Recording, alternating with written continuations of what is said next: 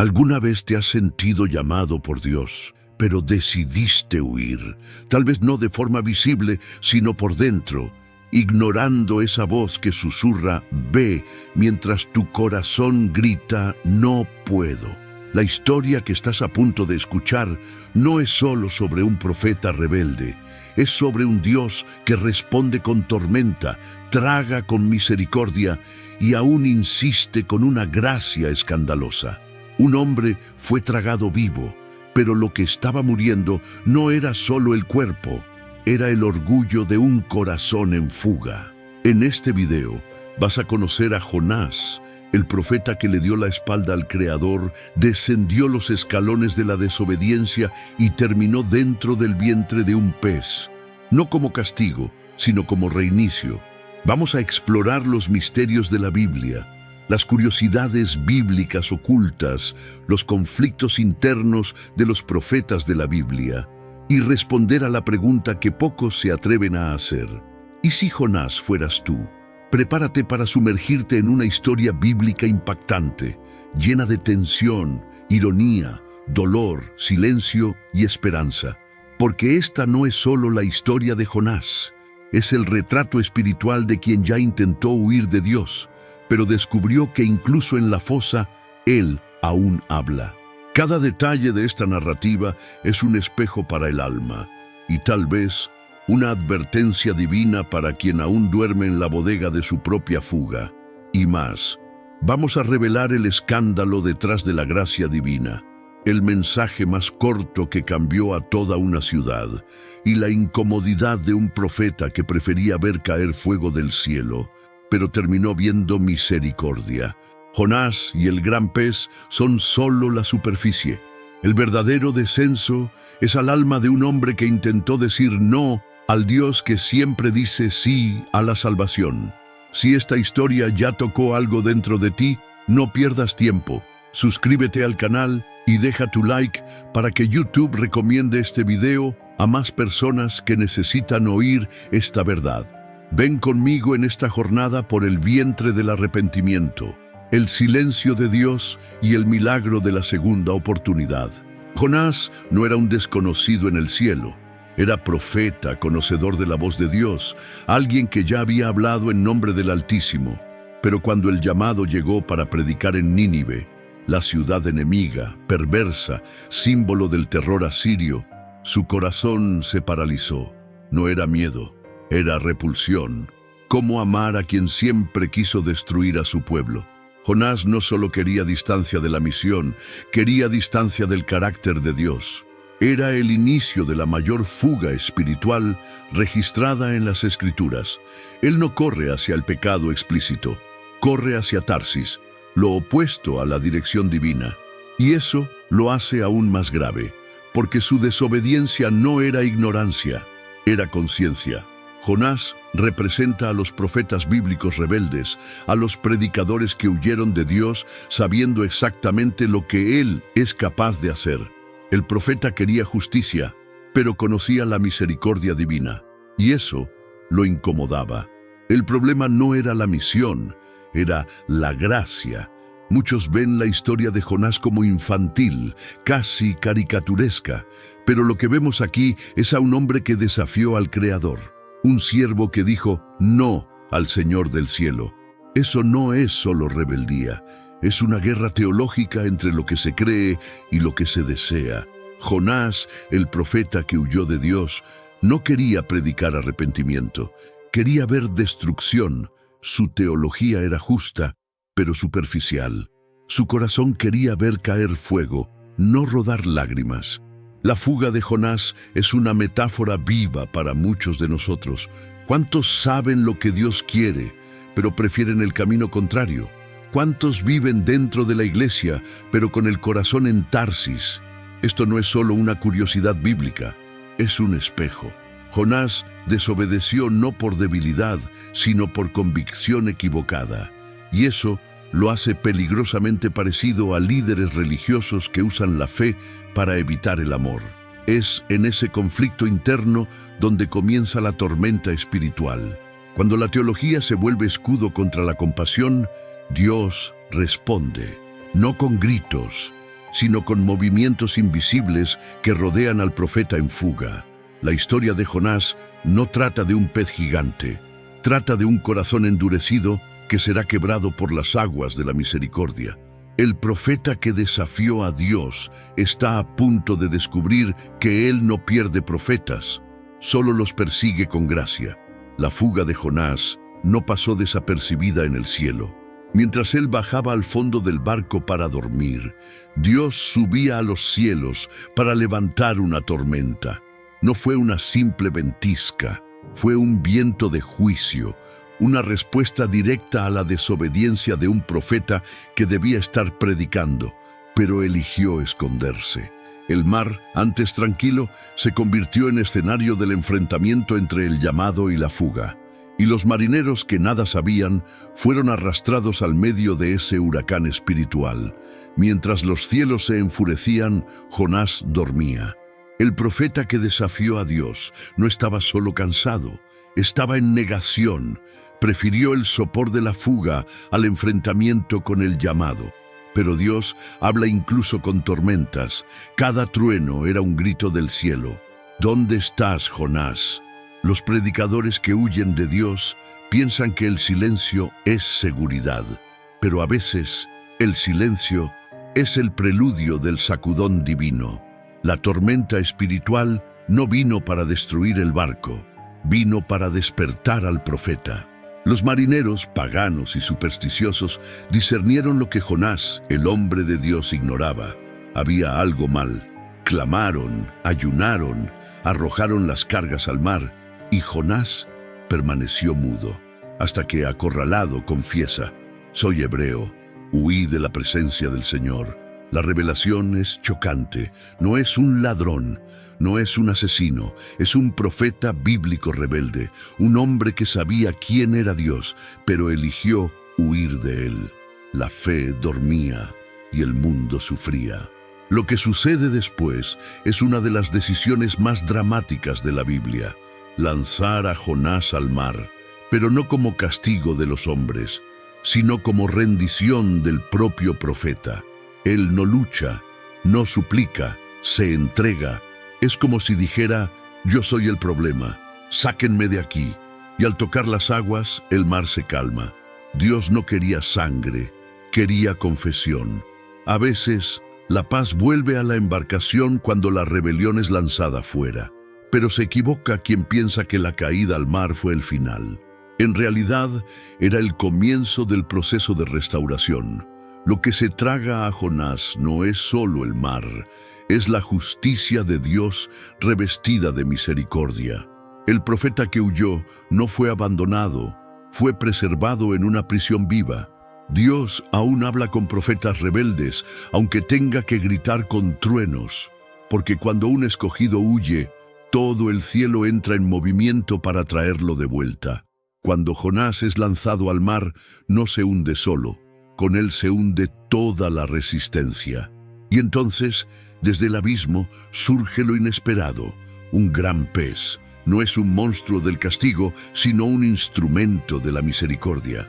Jonás, en el vientre del pez, no está siendo castigado, está siendo preservado.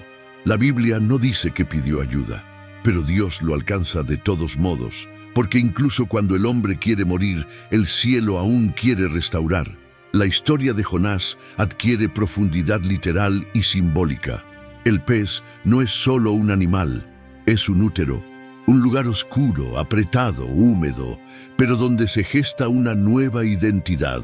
Tragado vivo por Dios, Jonás ya no puede huir, está solo con su conciencia, y allí, en las entrañas de la creación, experimenta lo que muchos evitan: el silencio que más habla. El eco de su alma choca con la presencia divina y por primera vez ora. Pero fíjate, Jonás ora, pero no pide liberación. Acepta el juicio, reconoce que desobedeció a Dios, que fue lanzado a las profundidades por su culpa. Su oración dentro del pez es una confesión poética, un salmo de arrepentimiento. Allí entiende que el fondo del pozo aún es territorio de Dios. No hay lugar donde el Señor no pueda oír.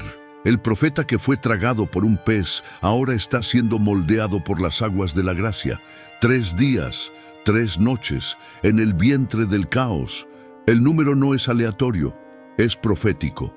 Jesús diría después, así como Jonás estuvo 3 días en el vientre del pez, era una señal mesiánica, un destello del plan eterno. El profeta que descendió al abismo apunta al Salvador que descendería a la muerte.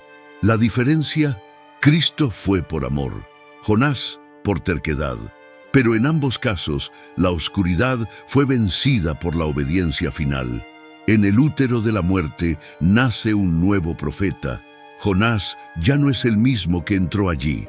Sale, pero no por esfuerzo propio, es vomitado, expulsado de aquello que lo envolvió para protegerlo.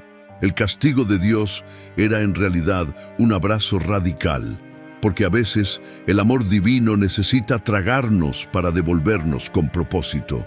A partir de aquí, Jonás ya no huye, pero su corazón aún guarda heridas, que solo serán reveladas más adelante. La mayoría de las personas piensa que después de la desobediencia viene el abandono, pero con Dios muchas veces viene un nuevo comienzo.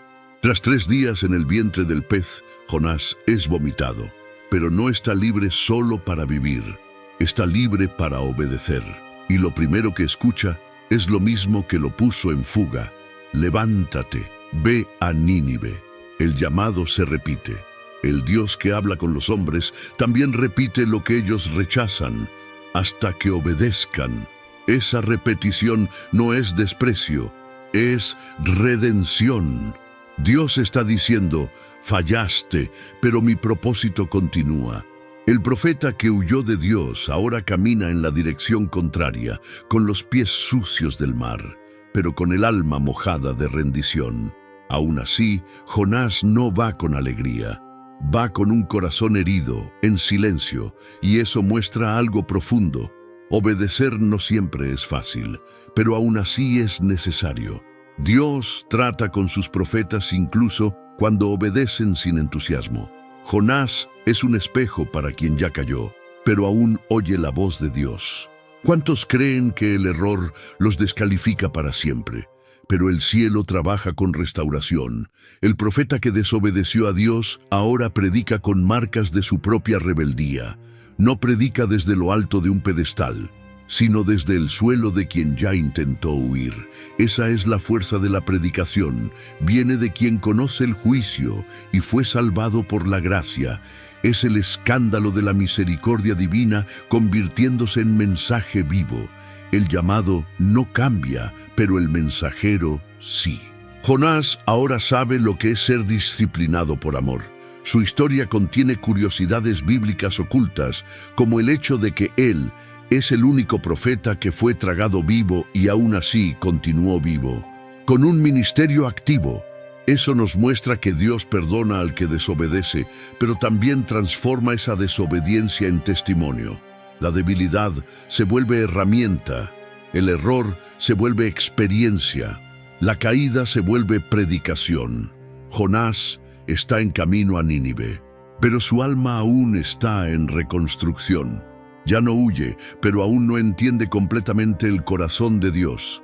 Y eso prepara el escenario para el próximo conflicto, porque el mayor enemigo del profeta no es Nínive, es la visión limitada de un corazón que ama a Israel, pero no acepta que Dios también ame a sus enemigos.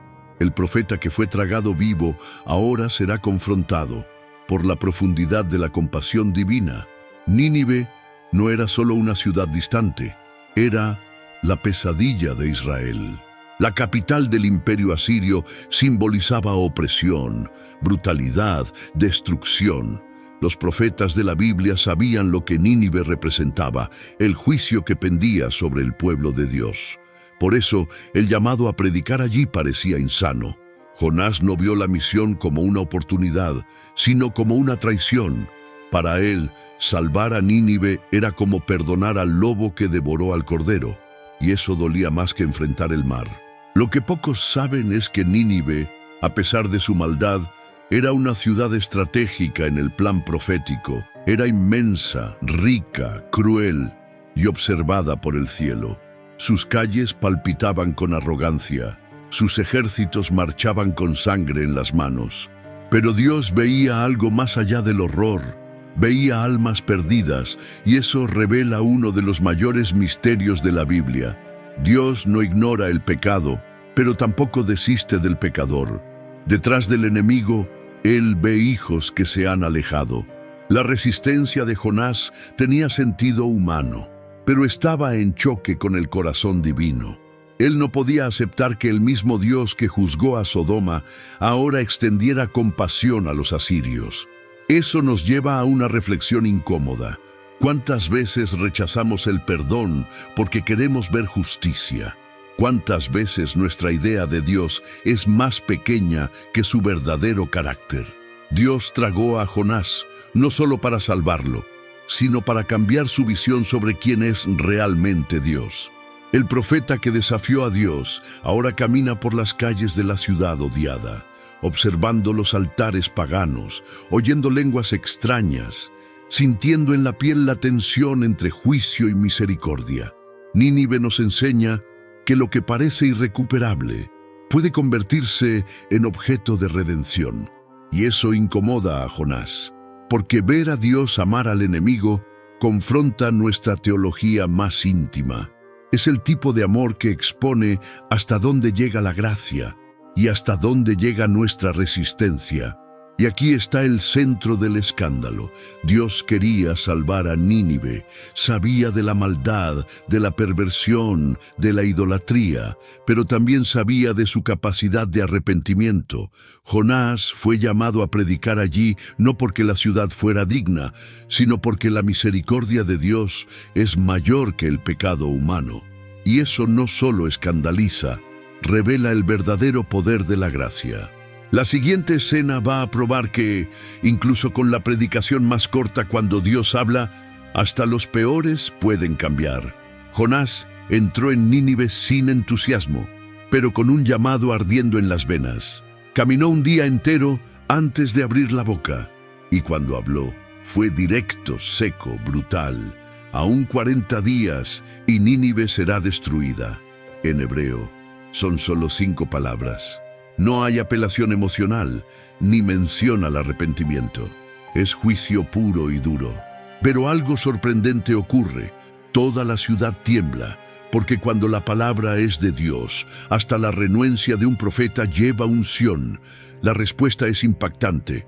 El pueblo cree, los ricos se quebrantan, los pobres ayunan, hasta los animales son incluidos en el ayuno colectivo. El rey baja del trono, se viste de saco y ordena clamor nacional. Esto no es un simple movimiento religioso, es arrepentimiento en masa en la Biblia, uno de los mayores avivamientos de la historia, nacido de la predicación más corta jamás registrada. Es como si todo el infierno hubiera perdido territorio en un solo día, y el cielo celebró. Pero Jonás no celebró. El profeta que desafió a Dios ahora presencia el milagro que más temía, la conversión de sus enemigos. Ve el arrepentimiento, pero no se alegra, porque lo que quería ver era destrucción, no cambio.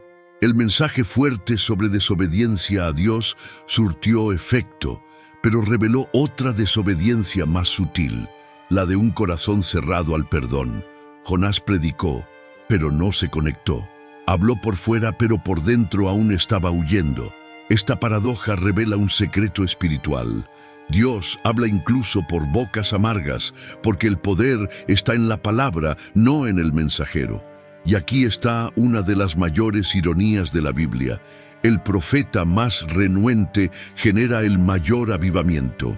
Eso expone el escándalo de la gracia. Dios usa a quien no quiere, salva a quien no lo merece y transforma lo que parecía perdido. No porque el profeta quiso, sino porque Dios es soberano. El mensaje salió amargo, pero llegó dulce al corazón de Nínive. Y ahora el escenario está listo para el enfrentamiento final. Jonás no está en paz. Subió al monte esperando fuego, esperando ver las torres de Nínive caer, pero en lugar de azufre, vio compasión. En lugar de humo, vio oración. Y eso lo destruye por dentro. El hombre que desafió al Creador ahora enfrenta a su peor enemigo, su propio corazón. Porque cuando deseas venganza y Dios responde con perdón, el conflicto espiritual se vuelve personal. Jonás se sienta fuera de la ciudad, en una colina, con el rostro vuelto hacia Nínive.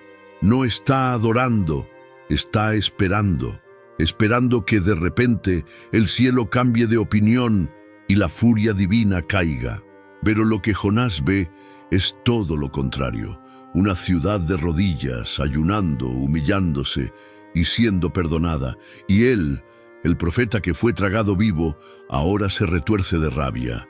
No con el pueblo, sino con Dios.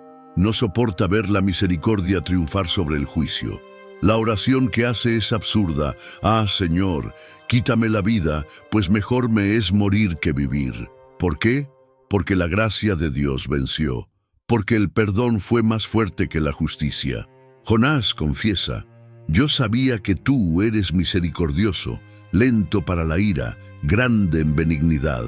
Conocía el carácter de Dios, y por eso huyó. El profeta que desobedeció a Dios no tiene problema con la misión, sino con el perdón.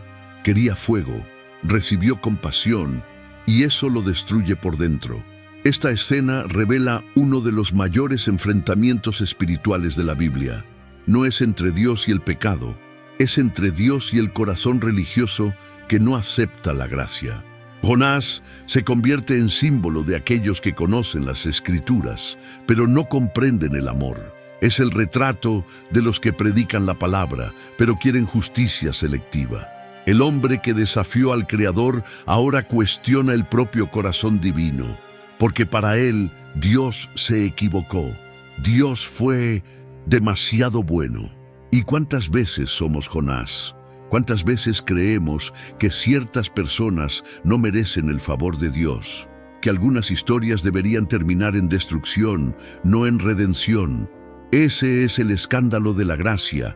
Alcanza incluso a quien nosotros rechazaríamos.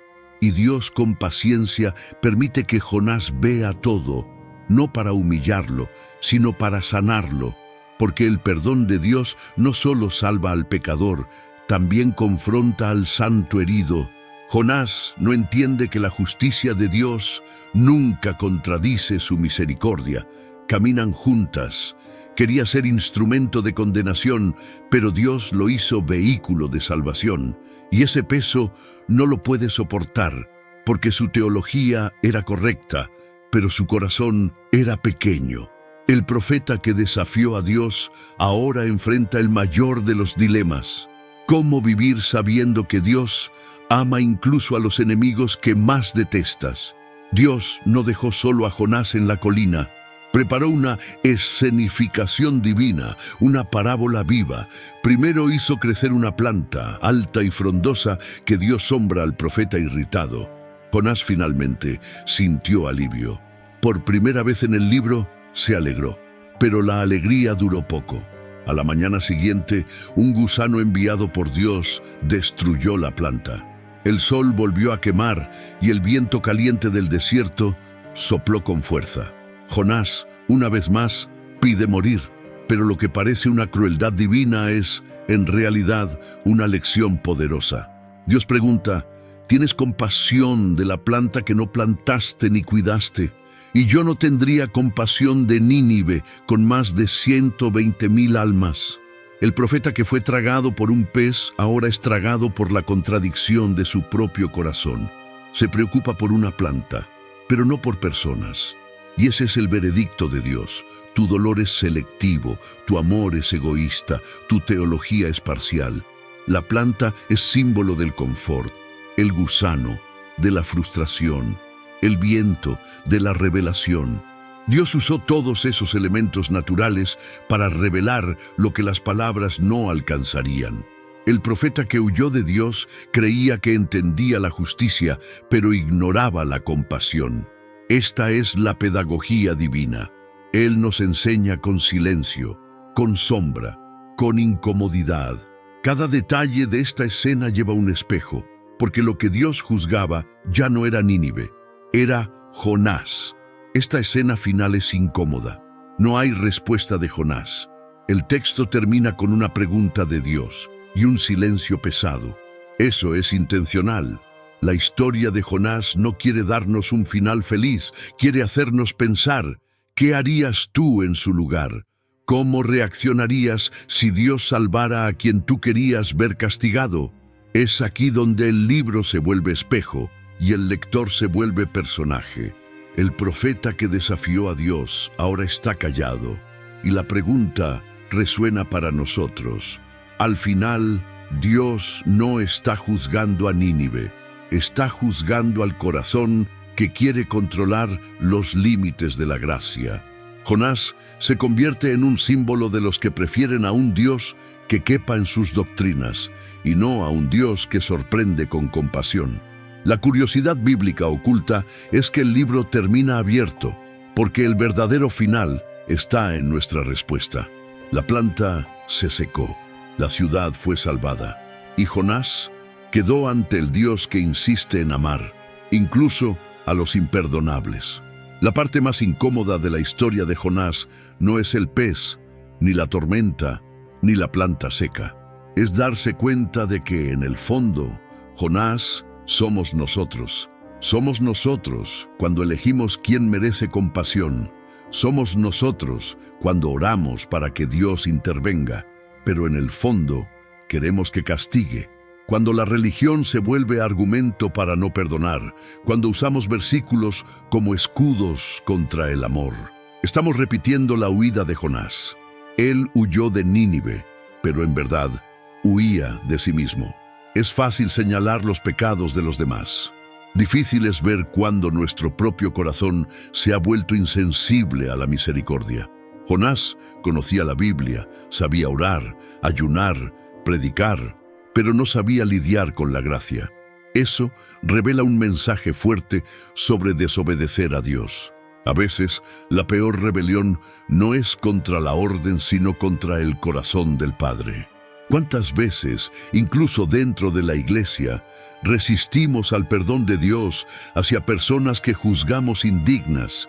Y lo más aterrador, podemos estar ministrando y al mismo tiempo siendo confrontados por Dios. Podemos estar predicando arrepentimiento, sin arrepentimiento en nuestro propio interior. Es ahí cuando la historia deja de ser solo una curiosidad bíblica oculta y se vuelve una denuncia espiritual. La gracia no nos invita a controlar quién debe ser salvado. Nos invita a rendirnos al Dios que ama, incluso a quien no soportamos. El profeta que fue tragado por un pez pasó por todo eso para que su historia se convirtiera en una parábola viva. Y hoy, esa parábola aún habla, porque en el fondo, la huida de Jonás también es la nuestra. Huimos del perdón, de la entrega, del enfrentamiento con el orgullo. Huimos de Nínive, cuando en verdad Dios quiere que se convierta en nuestro campo de misión y también en nuestro lugar de sanidad. Nínive es donde nuestra teología encuentra la compasión real. Tú también estás huyendo de tu llamado. ¿Estás molesto con el perdón que Dios extiende a quien tú querías ver pagando? Entonces detente, escucha, reflexiona. Dios aún habla con profetas rebeldes, aún confronta a religiosos heridos, aún envía plantas, gusanos y vientos para enseñarnos lo que no aprendemos en el altar. Al final, el profeta que desafió a Dios no fue vencido por la tormenta ni por el pez, fue vencido por la pregunta final del cielo. ¿Te parece justo no amar lo que yo decidí amar? Jesús no solo conocía la historia de Jonás, Él la selló con autoridad eterna. Cuando los fariseos pidieron una señal, Él respondió: no se les dará otra señal, sino la del profeta Jonás. Ve, con eso, el Maestro estableció un puente entre el Antiguo y el Nuevo Testamento, revelando que Jonás no era solo un hombre renuente, era una señal profética para todas las generaciones. Lo que parecía una tragedia personal se transformó en sombra del mayor acto de amor de la historia. Así como Jonás estuvo 3 días en el vientre del pez, Cristo estuvo 3 días en el corazón de la tierra. El profeta descendió por desobediencia, el Mesías por obediencia. Jonás fue lanzado al mar por su culpa, Jesús por las nuestras, y ambos salieron vivos, uno vomitado por la misericordia, el otro resucitado por el poder. La historia completa de Jonás no termina con un pez, termina con una revelación. El vientre oscuro también puede ser un útero de salvación. El libro de Jonás nos señala la cruz. No por casualidad, ambos tienen silencio, ambos tienen sufrimiento, ambos tienen compasión por los enemigos. Jonás odiaba la gracia, Jesús encarnó la gracia. Y la mayor pregunta que resuena desde los cielos aún permanece: ¿comprendes el tipo de amor que yo estoy ofreciendo?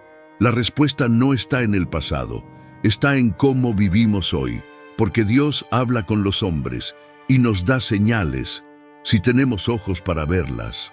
Esa conexión mesiánica lo transforma todo. Ya no se trata solo de un profeta rebelde ni de una ciudad cruel. Se trata del plan eterno de un Dios que siempre quiso salvar a los que estaban lejos.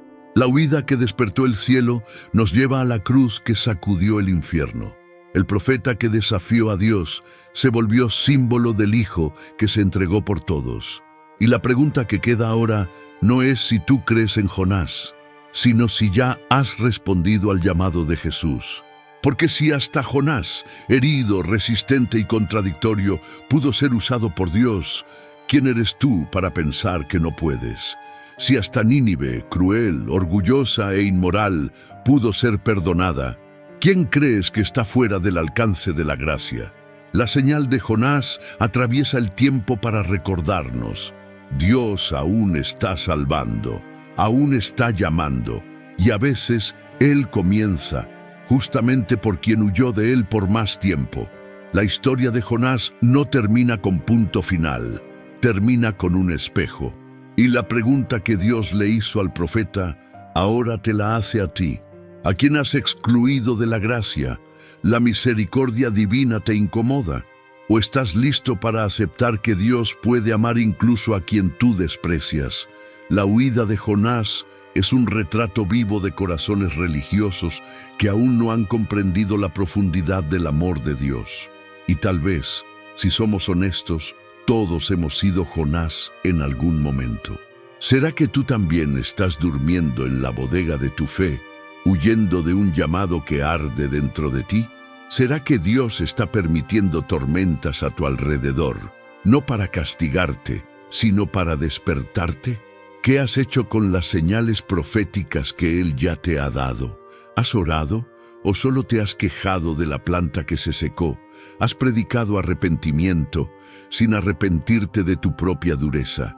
Jonás nos muestra que Dios sigue usando a quien ha fallado y sigue amando a quien se ha alejado.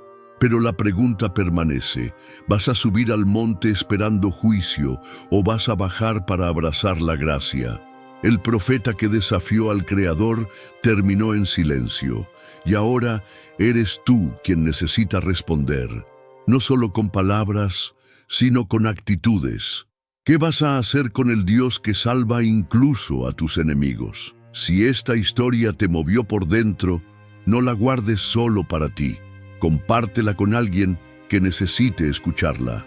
Comenta aquí: ¿alguna vez has tenido una experiencia parecida a la de Jonás? Y recuerda, Dios sigue hablando, a través de la palabra, de las tormentas, de los vientres oscuros y hasta de las preguntas que nos dejan sin respuesta. Suscríbete al canal, activa la campanita y deja tu like. Eso no es solo un gesto, es una señal clara de que quieres seguir escuchando lo que el cielo tiene para decirte.